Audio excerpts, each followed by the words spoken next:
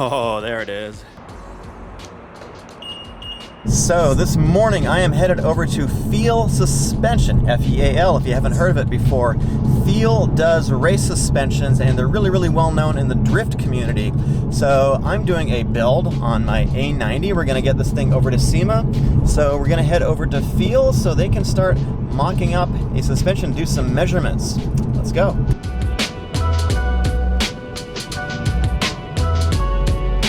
I've just arrived at Feal Suspension, and of course that's my Supra over there. We're gonna put it up in the lift, and what they're gonna do today is they're gonna take some measurements, and they want to develop a coilover kit for this car, I guess a two-way and a three-way. So today is basically just a measurement day, and we'll go and talk to Odie in just a minute, but let's put it up in the lift. So the car is actually pretty low, so just getting it on the lift is a little bit of a process. In fact, Toyota has some special, I think there's like a service bulletin or something. Toyota has special training for their mechanics to put this thing on a lift, as I understand. What do you think of the Supra? That's a beautiful car, man. That looks great. First one you've seen? First one I've seen. Cool. Yeah, I didn't even know they were on the road yet. Yeah, there's not too many so far. Man, are you guys putting your suspension on it, Odie? Oh yeah, we're gonna measure it up and we're gonna make a kit for him. Yeah. Hopefully in time for SEMA, right? Yeah, hopefully in time for SEMA. Yeah. So we got the car up on the lift, and I'm here with Odie, and he's going to be working on creating some suspension for this. So first Supra, right? Yeah, first newer generation Supra.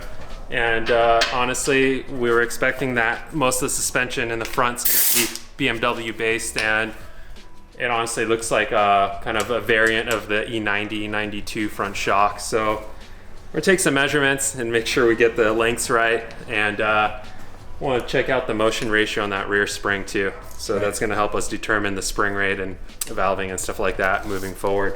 Right. But right now we're just gonna get some preliminary measurements so we at least know what hardware we got to start out with. Right. So what are like some of the main considerations you think about when designing, a new suspension setup like this? Yeah, so the vehicle weight is huge. Obviously, the wheel rate is huge, so we need to figure out the motion ratio. This is a McPherson style front, so there's really no motion ratio on the front. The rear, the shock, looks like it's mounted fairly close to the upright, so there's going to be a slight motion ratio. It's going to be like 0.8. It's going to be fairly negligible. The spring, however, has a ton of leverage on it. It's got a ton of motion ratio. We got to figure that out. So we know what spring rate we need to put on this thing to get the right natural frequency split front to rear.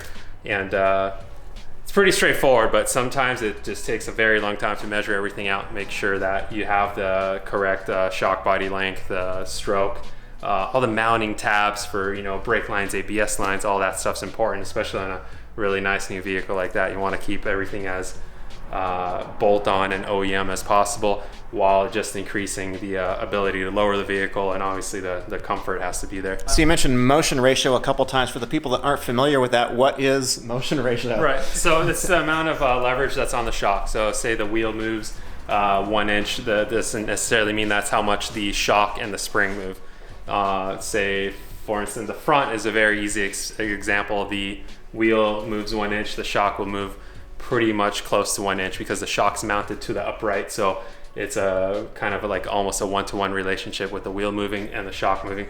The rear is kind of a whole different ballgame on this car, because on the rear, the shock is mounted on one plane, which is mounted right to the lower control arm, very close to the lower ball joint.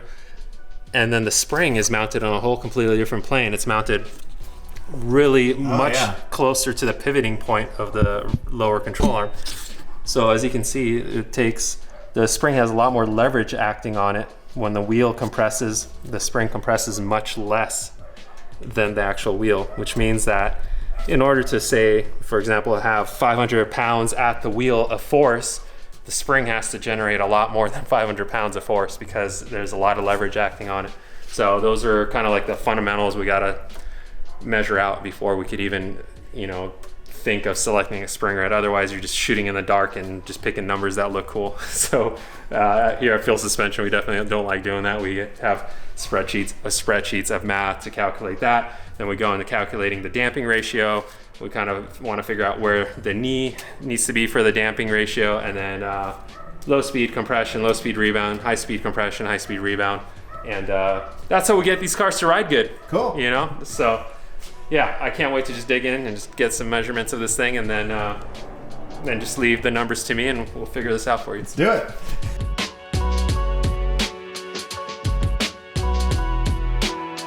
Spent a day in the canyons yesterday with this car, and obviously the stock suspension, and I can tell you it's really, really good. The damping is really nice. It handles a lot of bumps and poor surfaces really, really nicely. I got to compare it to the BMW M2 back to back, and my friend who owns the BMW 2 drove this also. He really liked it. He thought it was you know, a little bit more compliant than the M2. The M2 is a little bit on the stiff side, I think. So, you know, pretty impressive overall. But here we are at Feal today because not everybody wants to drive in the street. There's definitely people that want to compete with this car, want to do time attack, maybe even want to drift it and so forth. And so that's why we're here, so we can get a chance to actually develop some brand new suspension for it.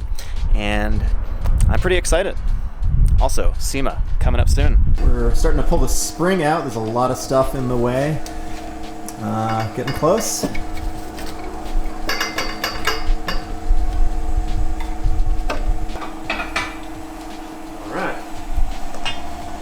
All right, success. We got the shock out, and it is made by Monroe. Well, let's dissect this a little further. Yeah. And, let's measure the stroke, the body. It's kind of obscure top mount, but I have a feeling there might be something that we currently have access to that will fit this bolt pattern arrangement, because some BMWs just share similarities. most top mounts like that are 2-bolt, right? Yeah, most are 2-bolt, but some, like the M4, is 3-bolt. That looks very similar to that.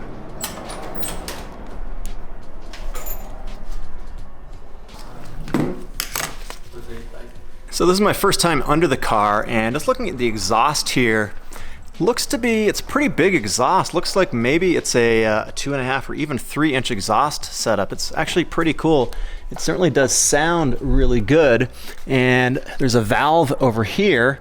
And so, you know, when you open it up, that valve, I don't know if you can see it, there's enough light in there, that valve in sport mode opens up this muffler here. So it's pretty beefy looking exhaust.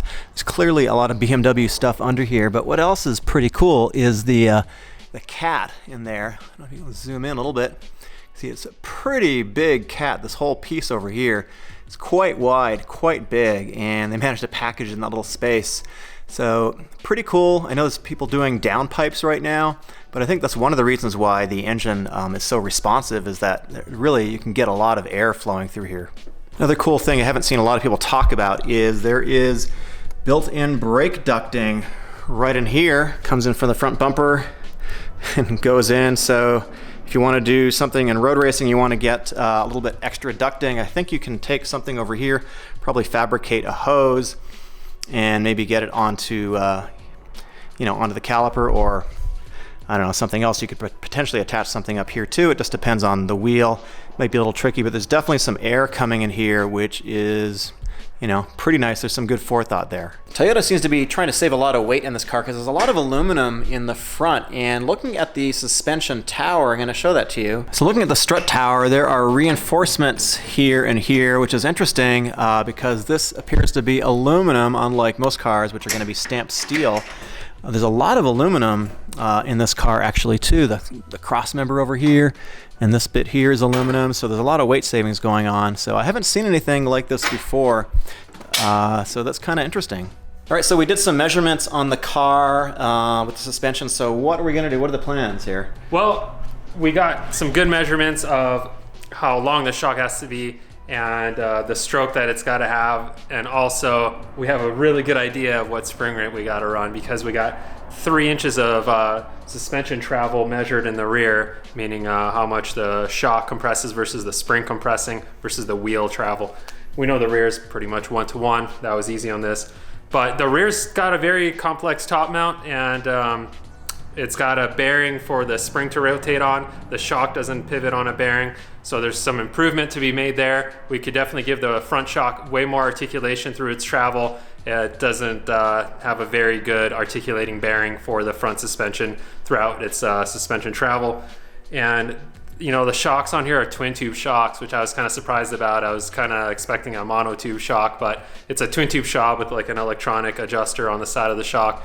I think overall we could just get a really good mono tube shock in there that's damping adjustable and just make it work really, really well and not fade at all if you're driving it super, super hard. So very much looking forward to it. And we got all the measurements, man. Now it's time to get to work. Cool. Well, thanks. Coming back for an install in the next couple of weeks before SEMA. And, yeah, let's try to crank this out before SEMA. We're going to try to pull parts off the shelf and do some minor machining to at least get you a prototype kit. But at least now we have something that we can kind of build a prototype kit with, make sure that it installs easy and it rides great, and then we'll go into production on these bad boys. Awesome. Looking forward to it. All right. Well, thanks a ton. Yeah, thank Wrong you. hand to shake, but so I made it back to LA. Looking forward to what Feal Suspension is going to do, and I want to thank my Patreons. They got early access to my videos, and I'm going to release merchandise in the next couple days. Hopefully, they're going to get some free merchandise, especially you early ones. And I want to thank Real Six, aka Epic God, David Bowder, Furious Grommel, Marlboro Ferrari, Jason Purdue, and everybody else on screen. Thank you. I will see you guys in the next video, and I'm going to be coming back to some news stuff too.